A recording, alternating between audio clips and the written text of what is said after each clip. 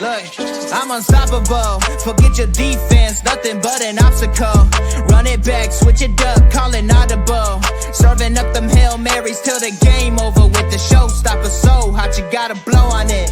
I said I'll huff and I'll puff, then I'll pass to my left while I'm looking to my right. Hit him right in the chest. It be looking like magic. Better give me the throne. I ain't talking about Patrick, but I rep my home. I'm never at the end of my zone. I'm bad to the bone. Eating up these pig skins like they chicharrones. And you a douche cabron. Mira, mira at the mirror on the wall. I'm the greatest of them all. They gon' put me in the hall. Your name is only written in a bathroom stall. Quit your stalling and make a play. My drive too long. Pop the clutch, I don't pump the brakes.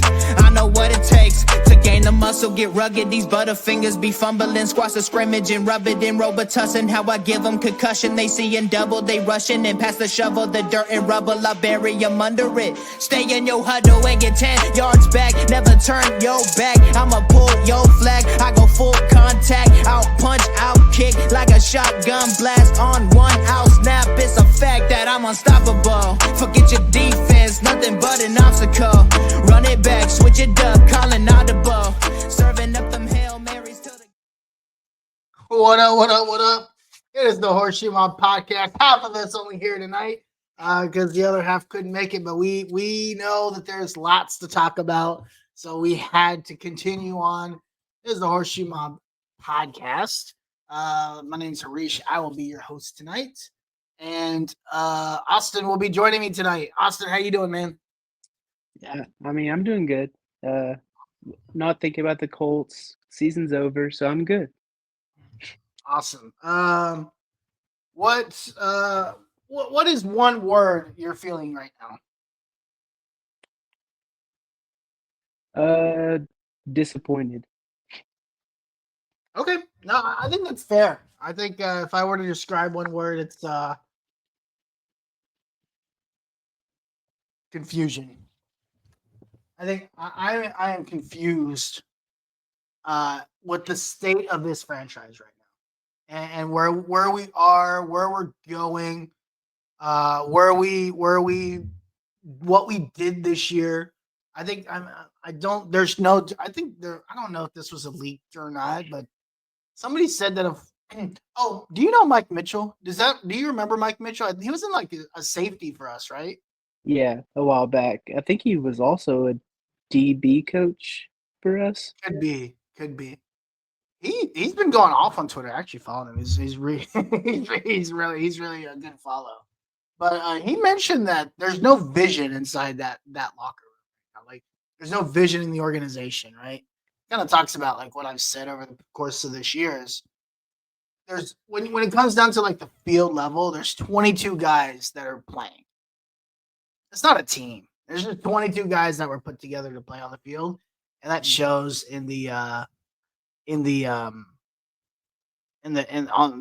on-field play, the coaching, the GM, leadership.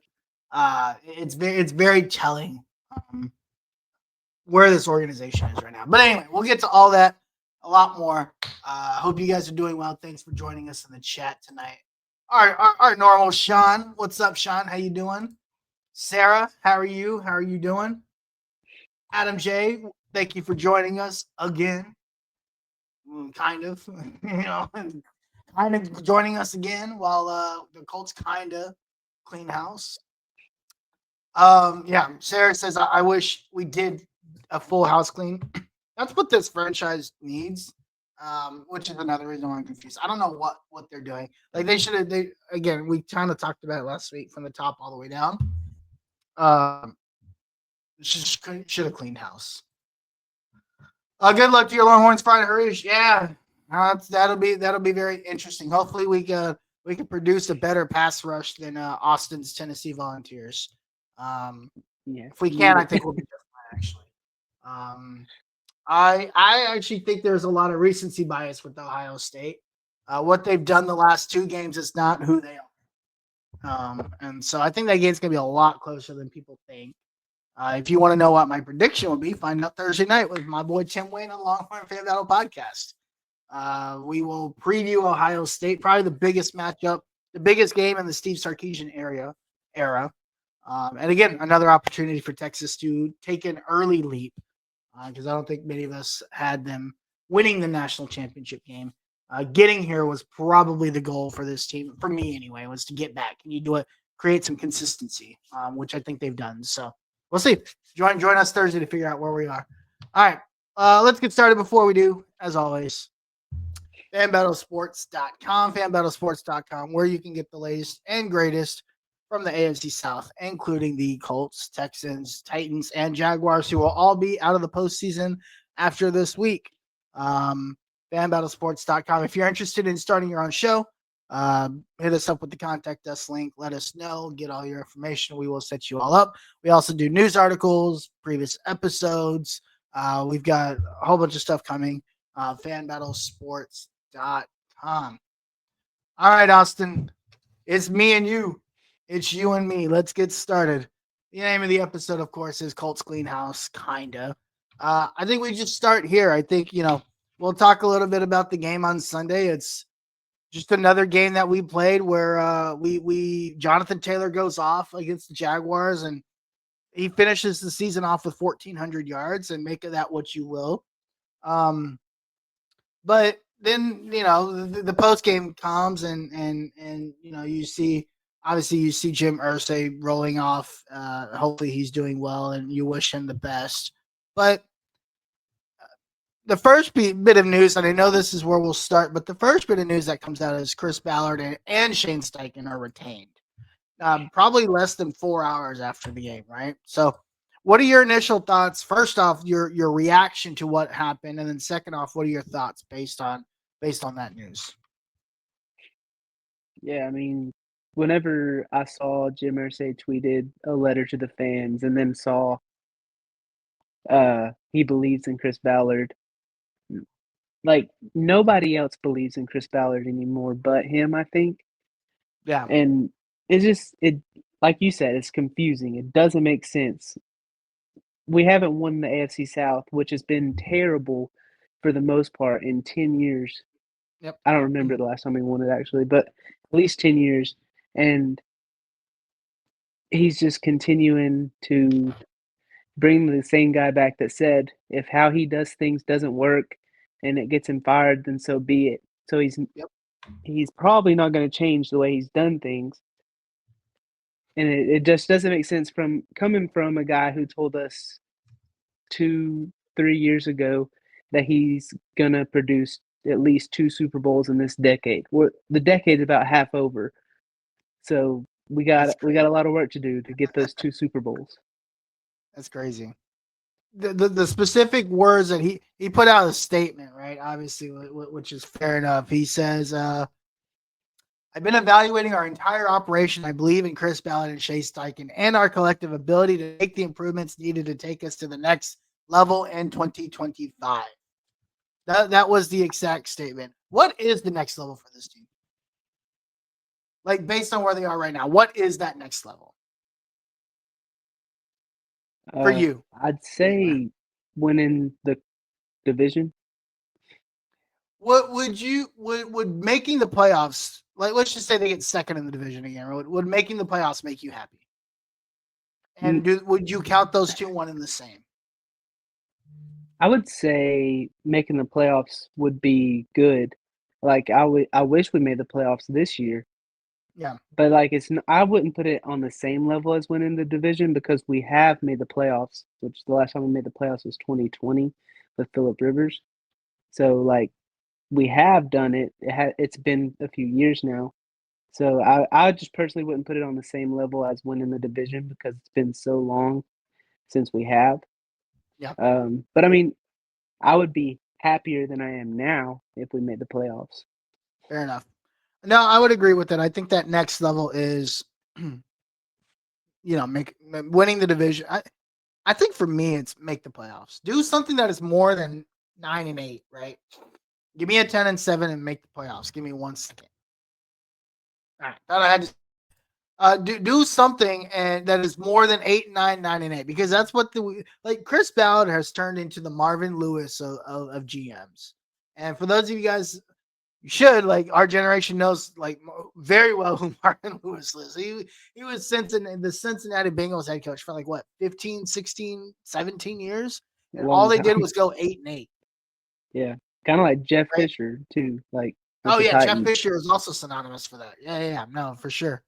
Um, so yeah, I mean, you've got to do something different, right? You have to do something different, and we'll talk about one of those changes that are being made here in a second. But I think this gives that role leverage, and we'll talk about that. There's leverage in that role now that probably hadn't existed in the past. And I'd be interested to hear your thoughts. But yeah, I think that next step is start to create some sort of positive act, change your culture and make it seem like that's really the next step is change your culture because losing has become the culture for this organization, and that can't be acceptable. Um, I'll get a couple comments here. Sarah says, of course, Penn State Notre Dame Thursday. Very excited for that game as well. I guess that is Thursday. We might have to think about Longhorn fan battle then. Teresa logged in as Ricky Johnson says we're not on Facebook. We should be on Facebook. I do see that our Facebook stream is live. I don't know what happened. Maybe there's something that went on with the credentials. We'll take a look at that though. Sarah, yes, we will talk about this here in a second. Glad Gus is gone though. Finally, right? This goes to something you talked about last week is this organization's inability to pivot is something that has hurt them, and this is one role in which that is the case. Mr. Fulton Miraz it's his birthday, so happy birthday to Mr. Fulton. Uh, it's his quarter birthday. I missed my quarter birthday. That was a um, yeah, my birthday was a lot of fun. That was 10 years ago for me. That was a long time ago, and I don't know what I did, but it was fun.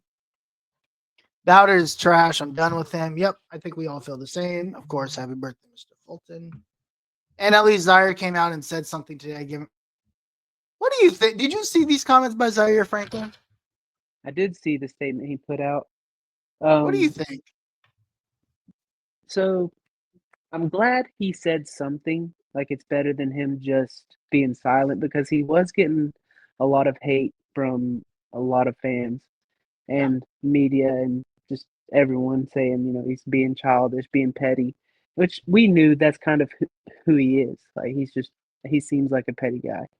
Um, so I'm glad he said something. It doesn't fully, change things. Hopefully he continues to grow and changes and actually becomes a leader in the yeah. locker room. But like I'm glad he said something. I think this is actually lack of accountability to me. The fact he waited this long. There's two things. Number one, you're a leader on this team. You are held to a much higher standard than everyone else, right? So you did all this beefing stuff with some guy in the media. Let's just call a spade a spade. It doesn't matter who Pat McAfee is. He's essentially a guy in the media, and you let him get to you. It affected your play. You have this podcast that you should like. Podcasts should be banned from this locker room during the season. Like in the off season, whatever. You have fun. You do what you do. There's a level of focus that does not exist within this organization right now, and I think that lacks accountability. What I will say is I'm glad that he recognizes that he made a mistake, and he recognizes and hopefully this is a turning point or a learning point for him because really at this point that's all you can hope for. Like uh and it's interesting because as soon as I asked about it, my Twitter timeline refreshed, and the first thing is him posting him winning the tackling award. I was like, well, awesome, you won the tackling award. That's great. He gives me such a I over me over team vibe, and I don't like it. And that's just what I get from him. Like for a guy that's supposed to be the leader of this team, I just don't like the vibe that he carries off. And it rubs me the wrong way. So, hey, we'll see what happens. It is an interesting. You are now. Yeah, I don't know what happened, Teresa, but thanks for joining in. I'm glad it's working. And Happy New Year's to you as well. Um, Obviously, the biggest news of the week is Gus Bradley finally, after way too many years of being on this, existent with this organization, Gus Bradley parts ways. Um, and we'll kind of talk about two things. Like number one, what are your thoughts? And then number two, do you have any candidates that you are hoping that we go after because we won't go after those candidates? Yeah. So I mean, obviously, he's another guy that we all wanted gone. You know, wish him the best. He seems like a good guy, but his his defense is just outdated, and it's been that way since he got here. Yeah, And he refused to make changes. You know, third and long, we play past the first downs and give them easy first downs every game. yeah, So obviously, glad he's gone. Hopefully, we fill that role with somebody who does better for us. yeah. Um, Obviously, Robert Saleh is a guy that a lot of people bring up because he is available. Um, a guy that I don't know if he'd make a lateral move, especially to come to the Colts, but I really like Brian Flores. I would have liked Ooh, I him like as a that. head coach too. Yeah, So if we somehow made that move, I would like that a lot. yeah. Uh, Yeah, I there's think one Brian more guy I Flores had is in my. interesting. Do There's you think they one would more guy change? I had, but I don't know. What'd you say? Do you think they would change the scheme, or is it too late for that? I mean, if if we got somebody in early enough, I feel like we could change the scheme. Yeah. Especially like we need a lot of change in the locker room anyways. So maybe a new defensive coordinator would change the scheme.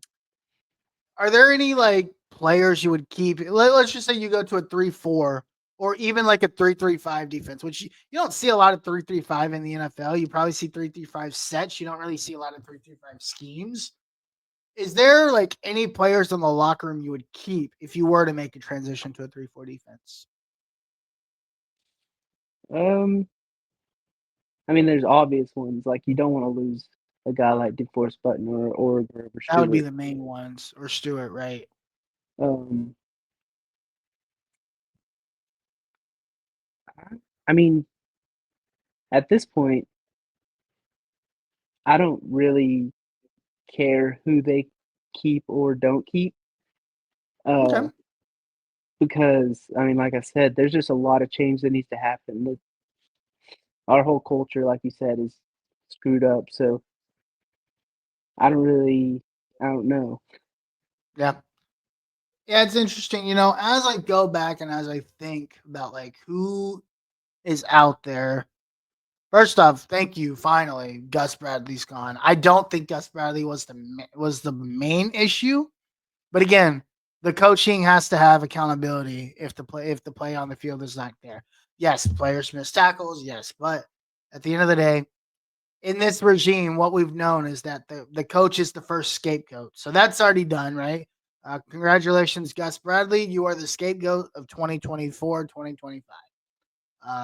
You get to wear that title this year. You are this year's scapegoat.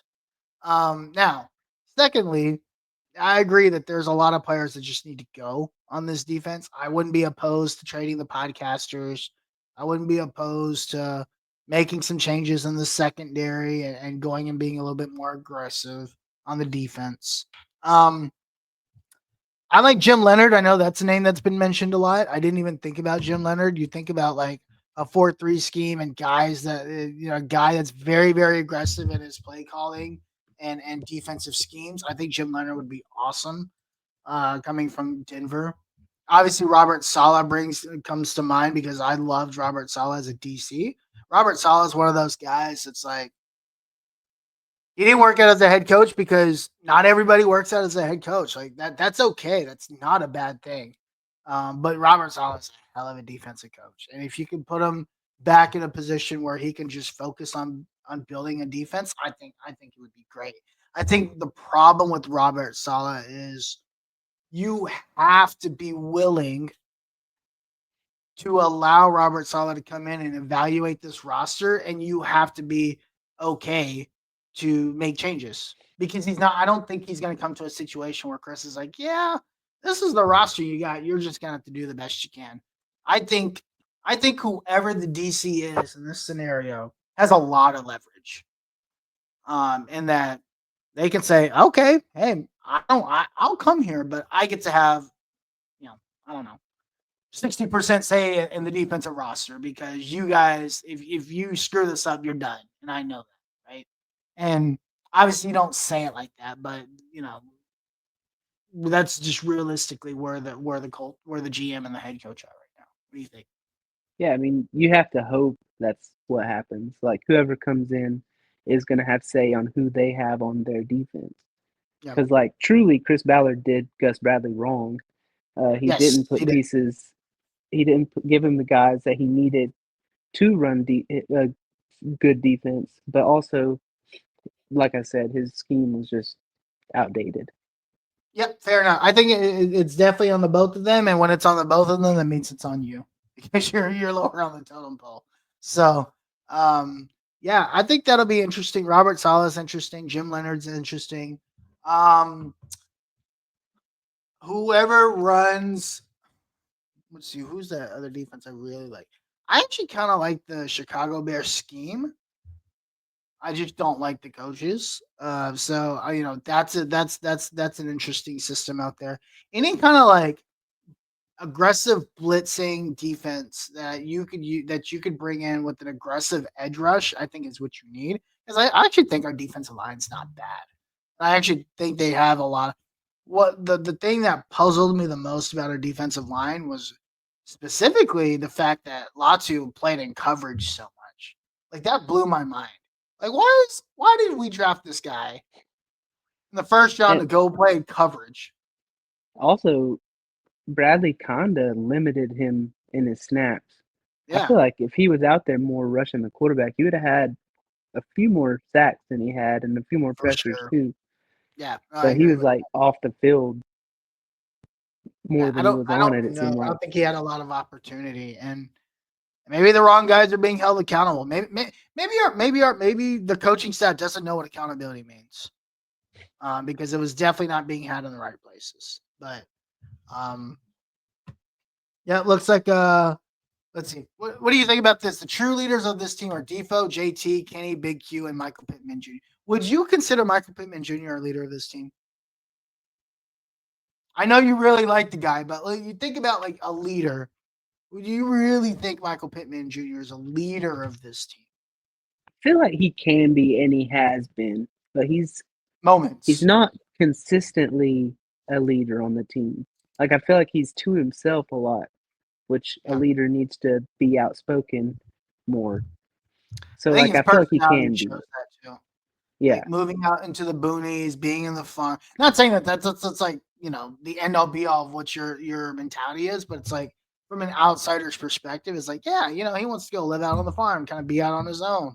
Like that doesn't change. This is perception is reality when you're in leadership, and I work in leadership for a living, so it's like perception is reality, right? So I think that's fair. I would not consider Michael Pittman Jr. a leader. Number one is his his his on field play is not consistent enough for me, right?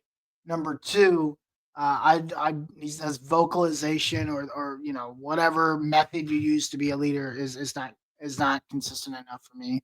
Um, but Defo, 100% leader of this team. Big Q, 100% leader of this team. Kenny Moore, yeah, 100%. Talk about a guy that struggled and then turned it around and started like playing well again. Kenny Moore is definitely a leader on this team. I would. JT's interesting. I don't know if JT is a leader on this team.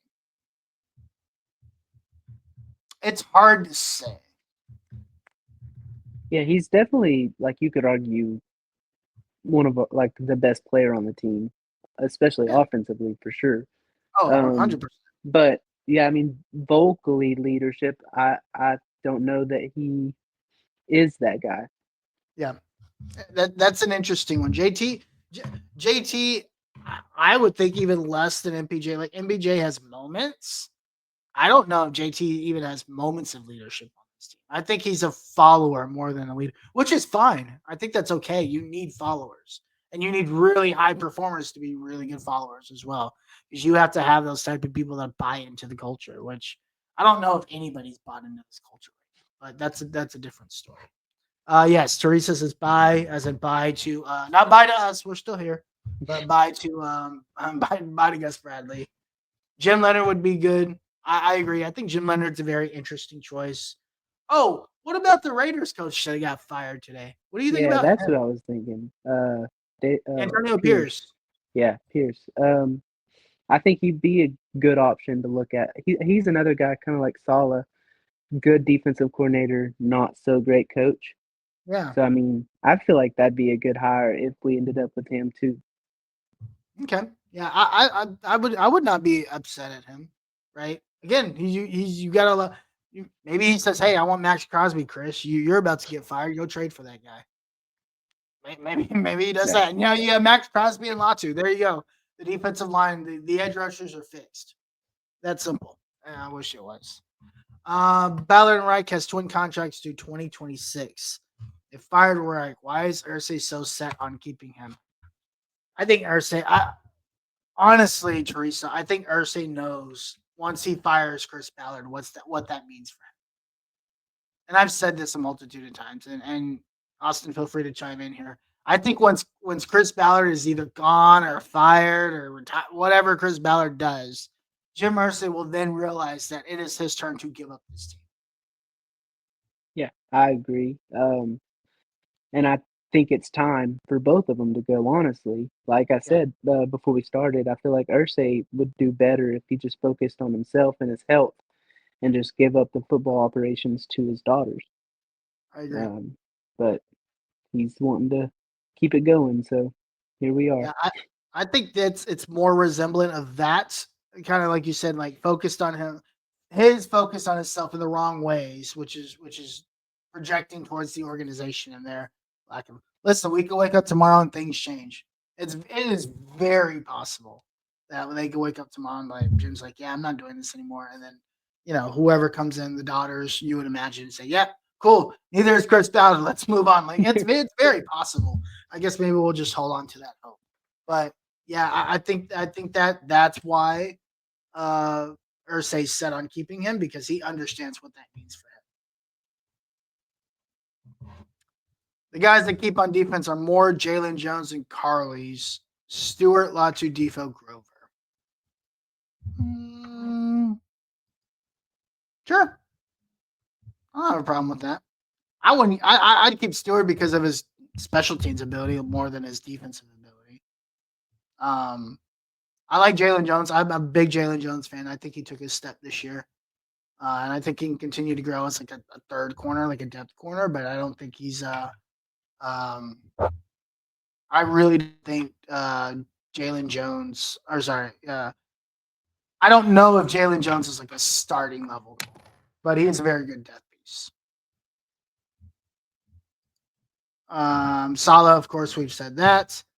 We need a DC. We need a hands-on DC, one that gets mad like Peyton when he got sacked. Well, that's a little bit different because Peyton's a player that got mad.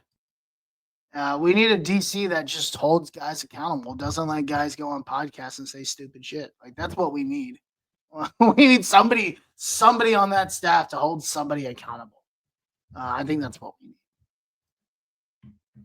Linebackers are the heart of the problem with this. Do you agree with this?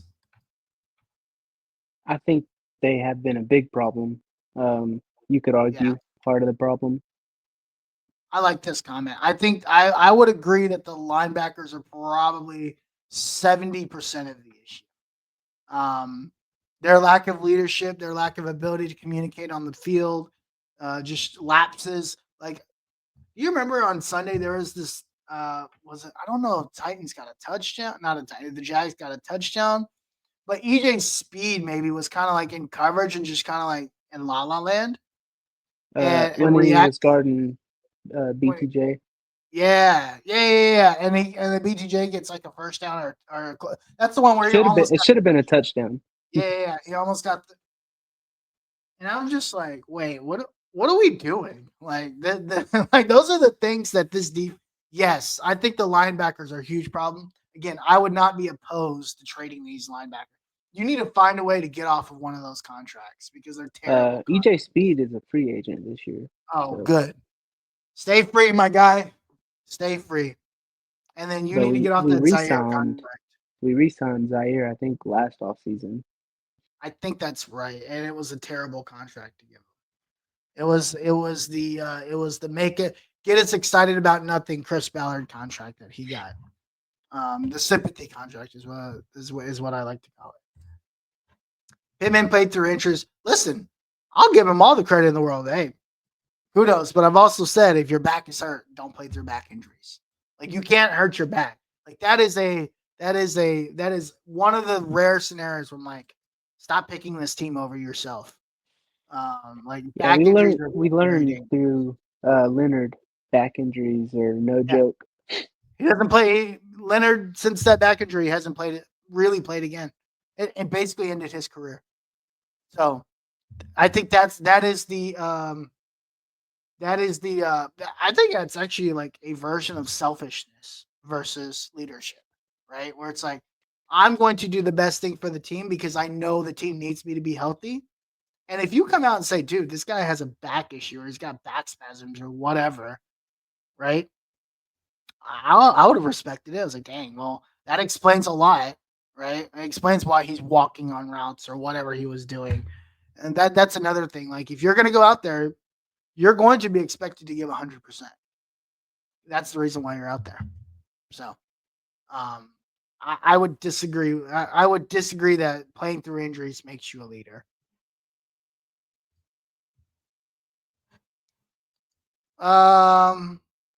I think if AR doesn't turn a new leaf this upcoming season, I was talking about a chat in this. What does a successful season for AR in your eyes look like next year? Like we're sitting here 365 days from today. What are we talking about when we say AR had season or a bad season? I think you just have to get more consistent. Obviously healthy. If he's not healthy again, that you can't keep trotting the same guy out there if he can't stay healthy. Yeah. So healthy, consistent, less turnovers, winning ball games. Yeah. If you were to put a stat line behind it, what would you say?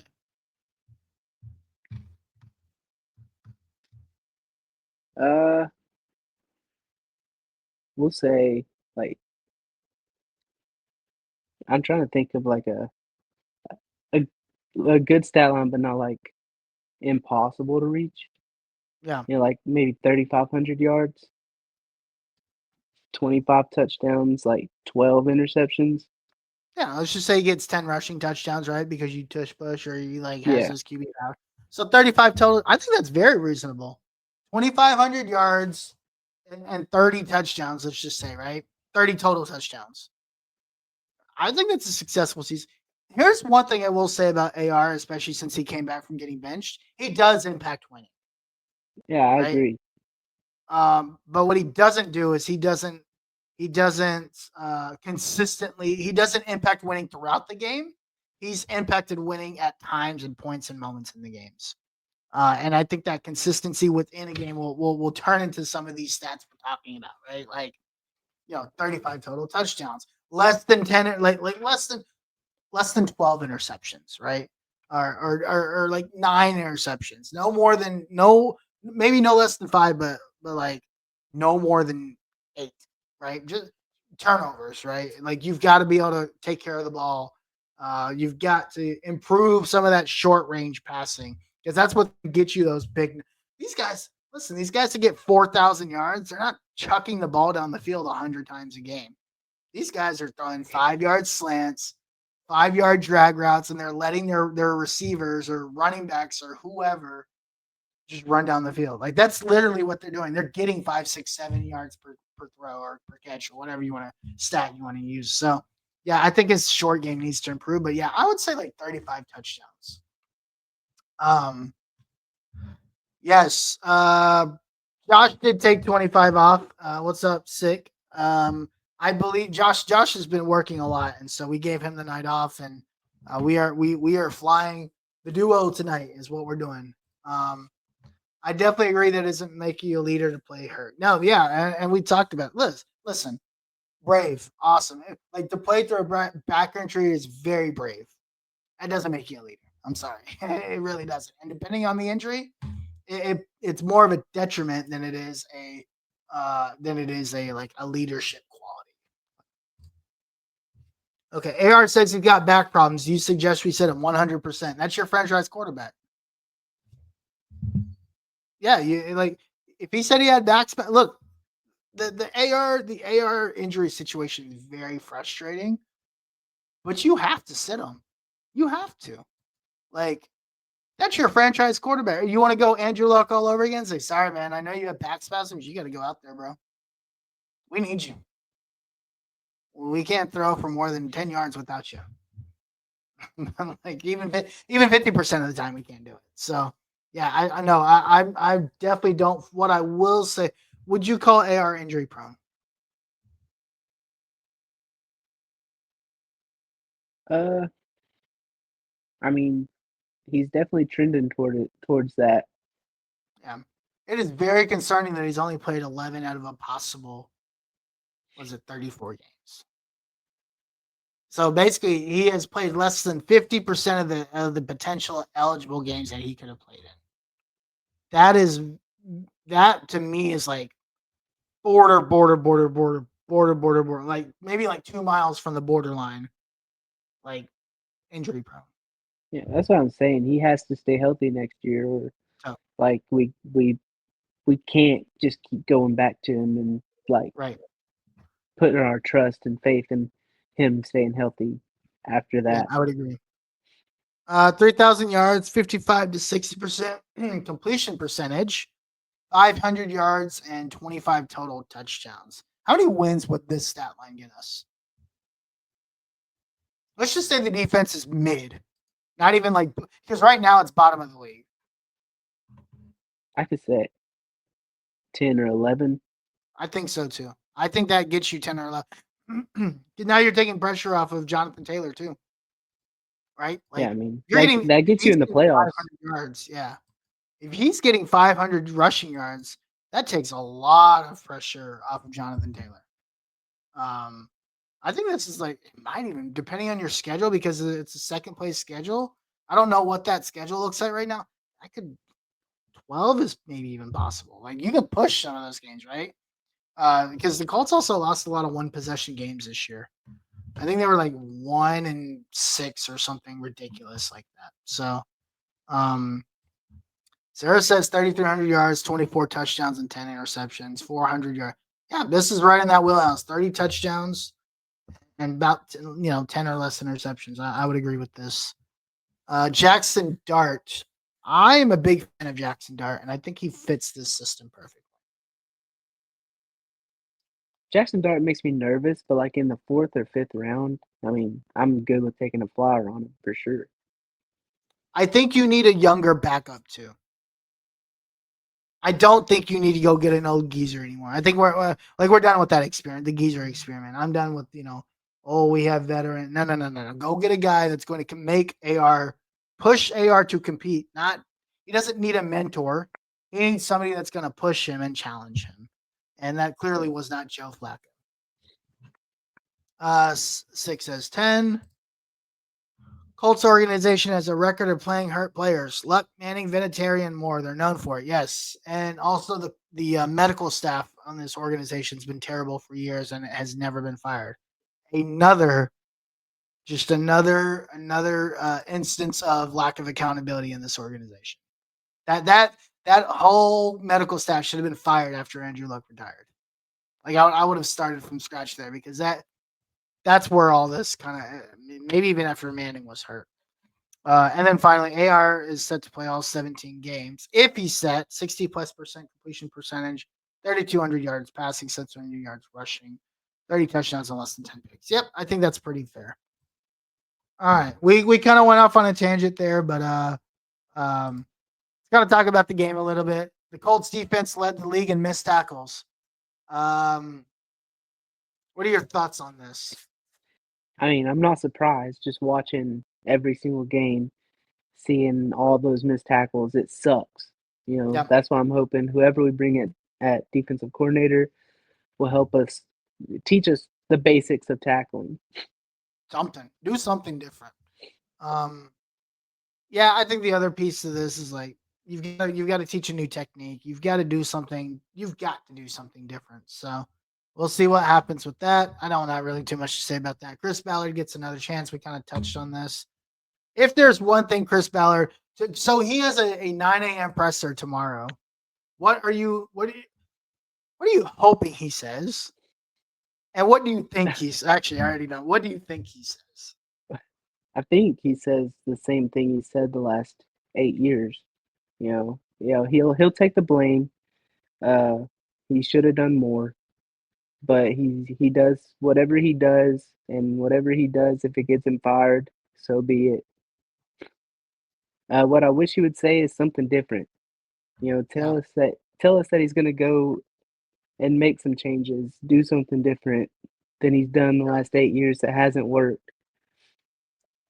Give us something to be hopeful for, because I think a lot of Colts fans are not hopeful at all. Oh, Sarah says that the presser was postponed. He is under the weather.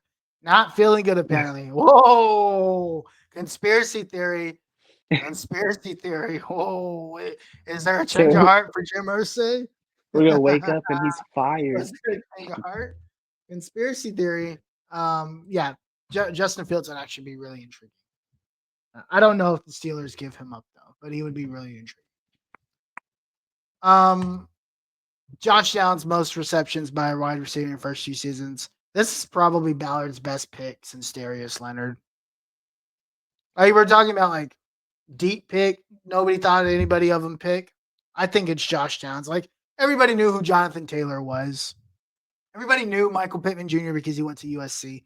Not a lot of players, not a lot of people knew. Like you and I knew about Josh Downs because we are those hyper fans, right? We know everything about everything. The hyper informed is what a podcast I know I've like to call it.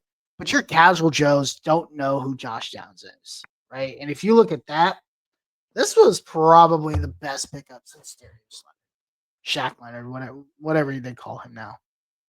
Yeah, I mean, I agree, 100%. He's been arguably our best wide receiver when he's been healthy.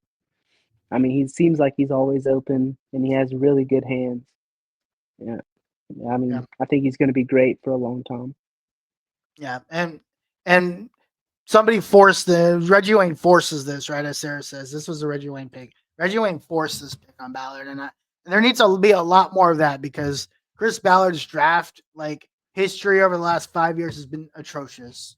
And he needs to stop believing in his stupid raw scores. That's another thing he needs to change that he probably won't. Is those stupid raw scores. Was it the right move to retain Shane Steichen? I said it last week. I was okay if Shane Steichen came back for another year. Because I mean, it was the second year. Yeah. You could argue he should have been fired, but I was okay with bringing him back for at least one more year. See what him and AR can do. So I think it was it was fine. Shane needs media training. So he needs some media training this year. Yeah, this I agree. Because I think that got him in trouble a lot. Like not necessarily what he was saying, but how he was saying it. Maybe like you can send him to like Nick Saban or somebody and be like, hey man, teach this guy what to say to the media.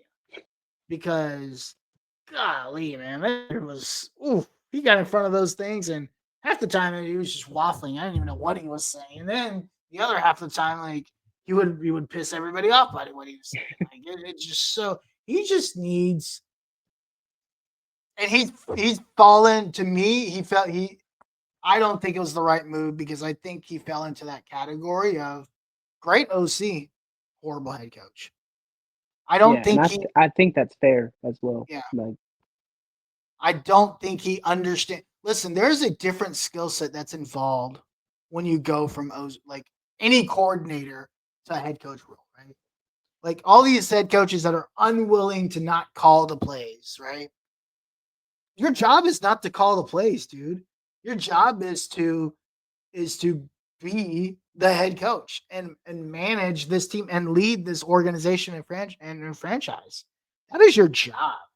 Your job isn't to call the plays. And a lot of these coordinators that come into these like head coaching roles like realize like what they're doing isn't working, and the first thing that's always questioned is like, hey, should you be calling the plays anymore? It's like, oh no, I'm calling the plays, right? Like, no, dude, like that's not your job. Listen, fix the organization, get your team to a spot to where it's really good. Then you say, hey, I think we're in a great spot. I like where we are as an organization. I will now be taking over the play calling, right? I'll take those reins back. You should be hiring coordinators. I feel like coordinators are shoe fillers at this point. There's random people in most organizations that's like, yeah, we'll bring over. Hey, Bob, you want to be my offensive coordinator? Oh, cool. What do I get to do? You just get to stand there with the clip. You're essentially the offensive analyst, and these coaches that are unwilling to give that up, I'm sorry, you're a terrible head coach, and I think he's heading into that territory. He's got to be able to give up the play calling duties and focus on coaching this team because that's his job. Um, I like Sheikin. I don't think he's a good leader. Completely agree. Toby, quickly, we gave out a few names for DC. Salah, obviously, Robert Salah is probably top of both of our lists. Jim Leonard is a name we threw out. Antonio Pierce is another name we threw out. But we'll probably go get some nobody from some other team. We don't even know. We'll probably never. You probably, Toby, you probably never heard of him. I probably never heard of him. Or he coached some like great defense 55 years ago. That's probably what we'll end up with. And I think this is in relationship. Yeah, Josh Downs. Yeah, yes, Caleb Caleb Downs down. is the safety at Ohio State. Not looking forward to playing Caleb Downs. We'll see how that goes. And Caleb Downs is very good, by the way. He's a hybrid like safety linebacker type guy. They put him in the box. They put him out in safety. Man, imagine having that guy on our team. Woo wee! That you talk about defensive skill and talent that we lack right now. That's a guy that would boost our lack of talent. Like that's a difference maker on the defense. That's the type of like defensive player that Chris Ballard has not drafted ever. Probably never. I was watching CJ earlier and he pointed out Ballard tries down. Oh, he trades down for more picks and they lose 60% to go to another team. So that's not working. Trades. Well, that's not working as his RAS score analysis, whatever he calls, right? Like, yeah, this guy can run like a 2.540 and bench like 900 pounds, but the dude has no idea like what man coverage is, or he has no idea what a flat zone is, right? Like that's the problem with Chris Ballard's draft philosophy. I think that works great in late rounds, right? For like developmental talents on like the fifth, sixth, seventh round, I think raw score is awesome. But these like first, second, third round guys, really your first 2 days of picks, you've got to find the best players available. And to get them in positions of need is a bonus. It's kind of how I see that. What do you think about that? Yeah, I mean, I agree. I agree with what you said. So hopefully he needs to do some better presser stacking. Yes, I think we talked about this. He definitely does need to do better, and some press training would help. And finally, straight up, should Indy trade Zaire? Would you trade Zaire? um, See, this goes back to what I said earlier. If we did, I wouldn't be mad. If we don't, I won't be mad. I hope, like I said, I hope he grows and he realizes his mistakes that he made this year, uh, not even on the field and on the field. Yeah. Um, should we trade him? I don't know, but I just hope that he grows and gets better. I think you trade him. I think you have to get off of his contract. I think his contract is the biggest thing for me. Is like that's contract is way too high, and for the production that you're getting, it's not worth it.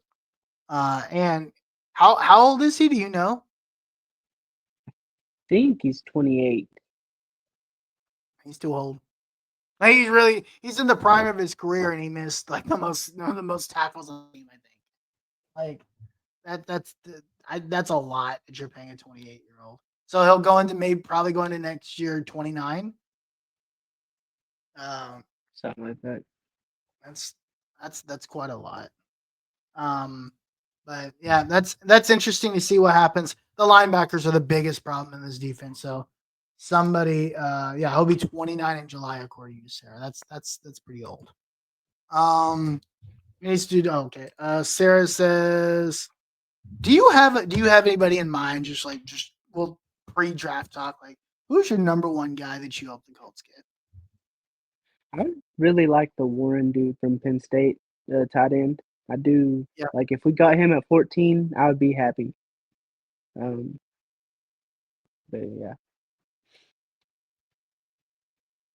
I think we need a safety, but I don't know. I didn't realize Xavier Watts was a second round guy. Um, I would be interested. You're kind of in that mid round, that mid tier. I'm not a fan of drafting tight ends in the first round, I'm not either usually. but he's a But freak. he's very good, and that is a position of need. And True. just I don't know, our tight ends haven't done anything for us Based in on a our long time. philosophy, that would actually pan out. Like if he's the best player available and it's a position in need, then you kind of fell into like what I just said. So yeah, I think Tyler Warren's interesting. That watching him like actually play in that Boise Boise State game, State game, I was yeah, very impressed. I will be very interested to see how he plays against Penn State, a much better defense this week. And if he impresses me this week, I might just say, you know what? Yeah, take him, take him, because that's a huge position in need. If we don't trade him, he needs to take a pay cut.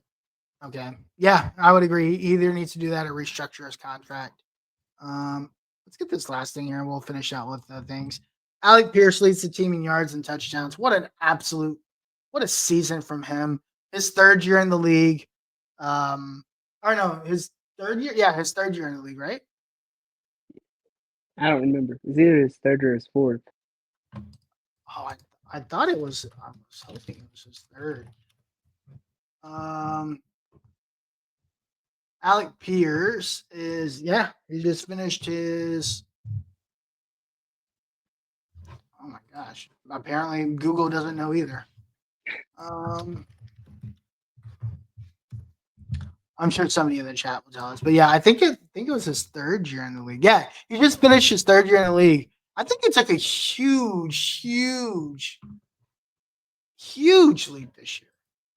Yeah, a He got lot of he, people gave up on him, and he came out and he was one of the bright spots most games on our offense. yeah.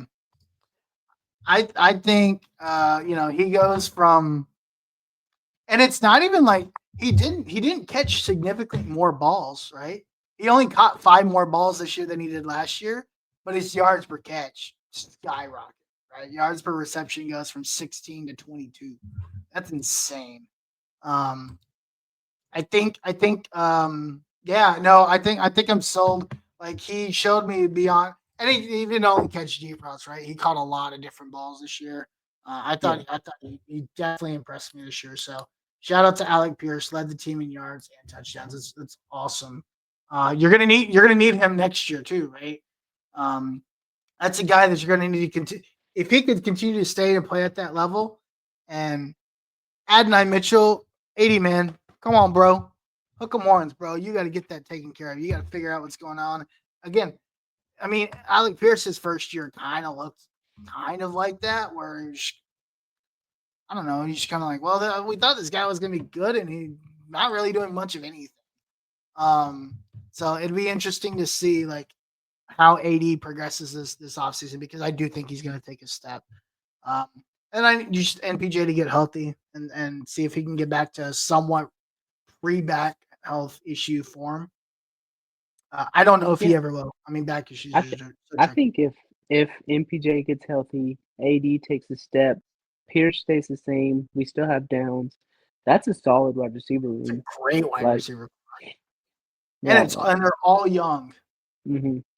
They're all young, right? So, yeah, I think this was a big season for Alec Pearson, and very happy that he's proving me wrong. Now, here's the thing, and I said this about MPJ last year.